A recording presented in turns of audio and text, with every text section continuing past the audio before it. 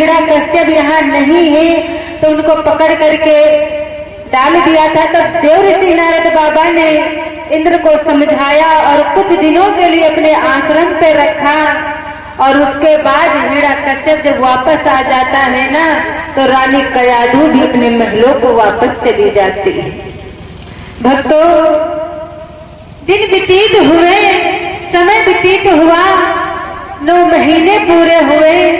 9 महीने पूरे होने के बाद में रानी कयाधु के गर्भ से एक बहुत सुंदर से बालक का जन्म हुआ। भक्तों, उस बच्चे का नामकरण किया गया।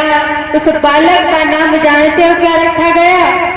उस बालक का नाम रखा गया प्रहलाद। उस बालक का नाम भक्तों प्रहलाद रखा गया।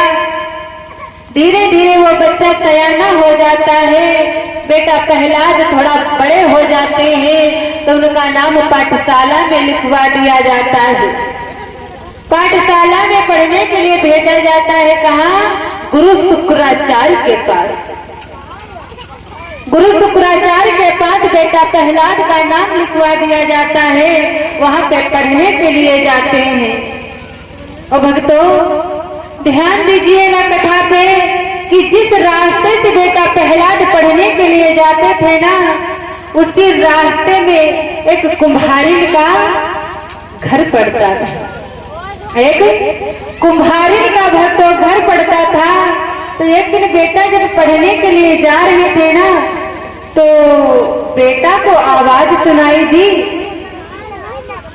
कि कोई रो रहा है और कोई भगवान को पुकार रहा है। और भक्तों, वो कुम्हारिन रो रही थी और भगवान को पुकार रही थी। कैसे? ध्यान दीजिएगा कैसे पुकार रही है कि अवा के पास कुम्हारिन रटी रही प्रभु को बैठो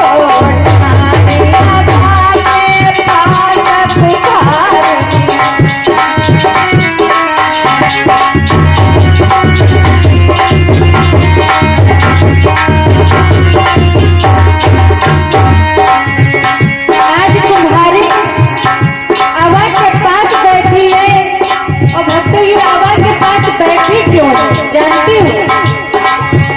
इसके 4 बिल्ली के बच्चे हवा में प्रवेश कर गए, दब गए और उसके अंदर अग्नि प्रवेश कर गई।